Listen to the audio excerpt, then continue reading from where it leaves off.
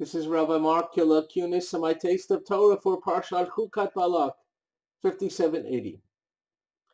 Did you ever have moments where you wondered why life was so hard? What did you do to deserve what has befallen you? I'm here to tell you that despite how life may look sometimes, God has your back. In this week's Torah portion, we meet one of the first anti-Semites in history, Balak. Balak saw he couldn't defeat the Jews militarily, so he decides to defeat them spiritually by hiring a heathen prophet to curse them, Bilam.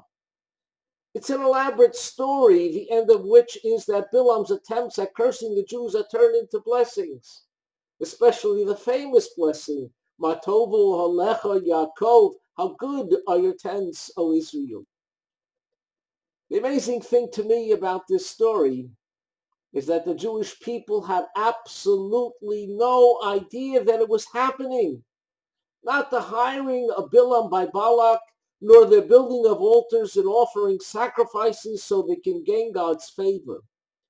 Bilam's attempted curses that turn blessing into blessings takes place on cliffs that oversee the Jewish camp. But through all of this, the Jews have absolutely no idea at that time that God was shielding them from harm, turning the curses into blessings. For me, it's the paradigm example of how God has our backs. In the first blessing of the Amidah, our most important prayer, God is described as Melech Ozer Umoshia Umogain, 4 terms of increasing intimacy with God: King, Helper, Savior, and Shield. First, we see God as a benevolent but distant king, then as a willing helper, then as an always nearby rescuer, and finally as a magain, a shield. What is a shield? A shield is something that protects us from danger, whether it's a tool of a warrior fending off swords or the bulletproof glass of the Pope mobile.